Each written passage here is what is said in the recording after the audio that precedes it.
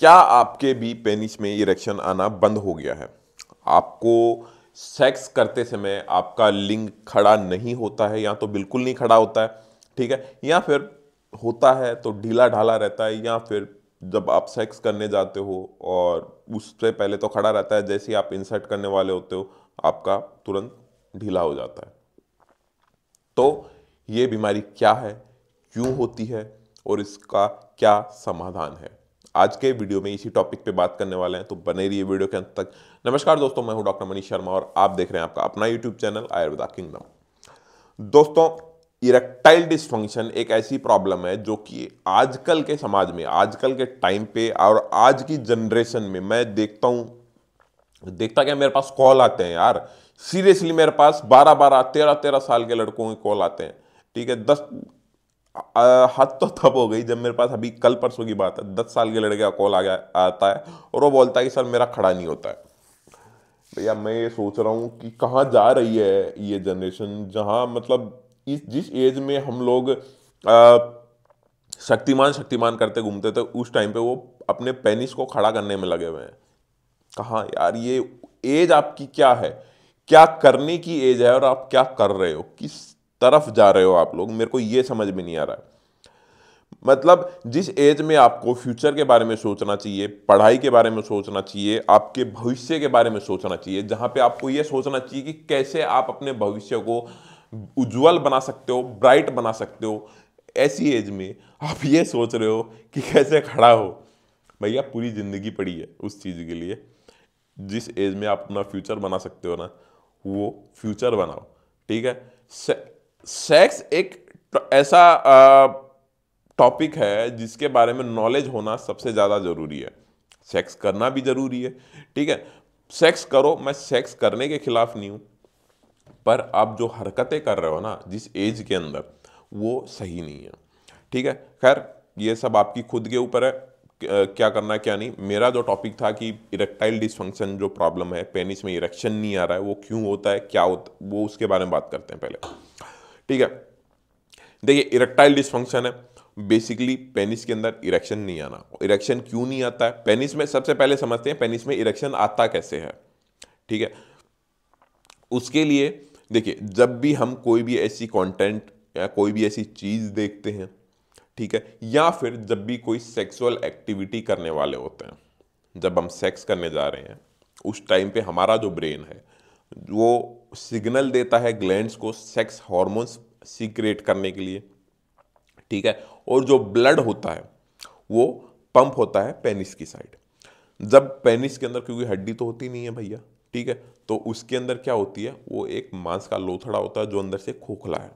ठीक है, उसके अंदर होती है ट्यूब्स, आर्टरीज।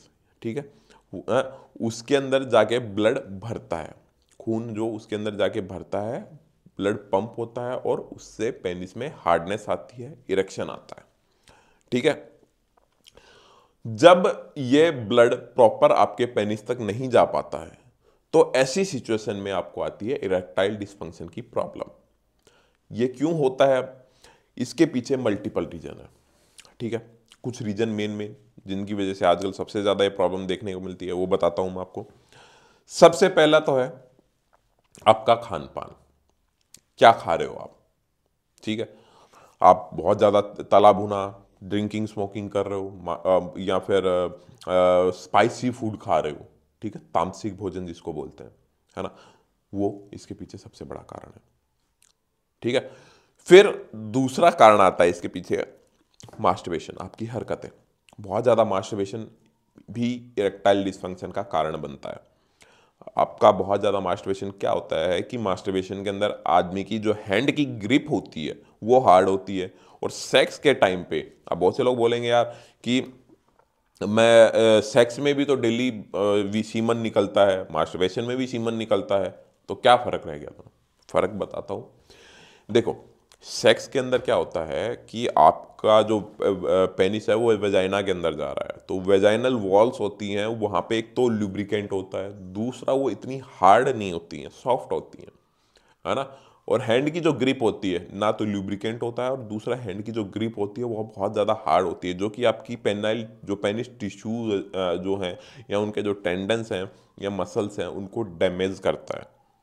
ठीक है, जिसकी वजह से आपको सबसे ज़्यादा इरेक्टाइल डिसफंक्शन की प्रॉब्लम आती है। तो अगर आप भी कर रहे हो बहुत ज़्यादा मास्टरबेशन तो आज ही छोड़ दो, वरना ज़िंदगी बर्बाद हो जाएगी। फिर तीसरा कारण आता है आपका जो बॉडी के अंदर कोई क्रोनिक डिजीज है, जैसे बीपी या फिर शुगर, और भी होती हैं पर ये जो मेन है। ठीक है, तो बीपी या शुगर पेशेंट को भी इरेक्टाइल डिसफंक्शन की प्रॉब्लम देखने को मिलती है। अगर आपको भी बीपी या शुगर की प्रॉब्लम है तो आपको भी इरेक्टाइल डिसफंक्शन हो सकता है। ठीक है, तो ये 3 मेजर कारण थे, कारण और भी हैं, बहुत कारण हैं, पर ये 3 मेजर कारण थे जिनकी वजह से इरेक्टाइल डिसफंक्शन की प्रॉब्लम आती है। अब बात करते हैं कि भैया इनसे इसका समाधान कैसे लिया जाए। भाई देखो, सीधी सी बात यह है कि बहुत से लोग घरेलू उपायों के चक्कर में पड़ते हैं। घरेलू उपाय होते हैं, बट घरेलू उपाय, सीधी सी बात यह है कि घरेलू उपाय काम करते हैं, छोटी मोटी समस्या है या फिर आपकी एज कम है।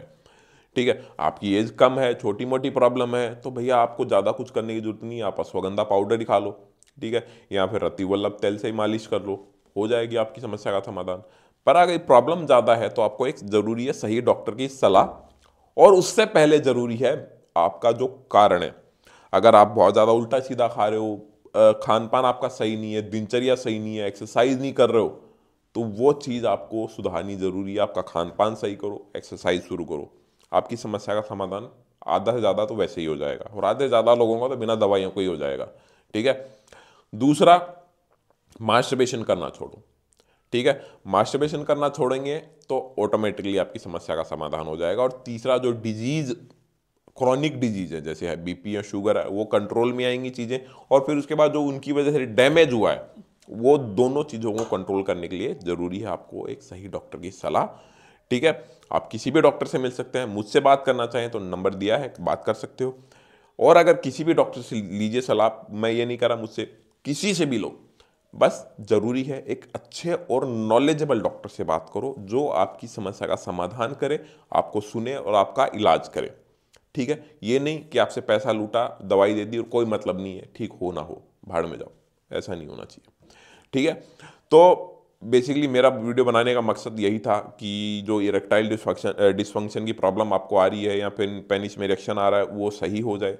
ठीक है, और आप, जहाँ तक मुझे लगता है आपके सवालों के जवाब मैं दे चुका हूँ। कोई सवाल रह गया हो आपका तो दिए गए नंबर पे कॉल करके बात कर सकते हो, या फिर कमेंट में मैसेज कर सकते हो, मुझे कमेंट कर सकते हो। बाकी मैं मिलता हूँ ऐसी किसी इंटरेस्टिंग जानकारी के साथ एक और नए वीडियो में, तब तक के लिए जय हिंद।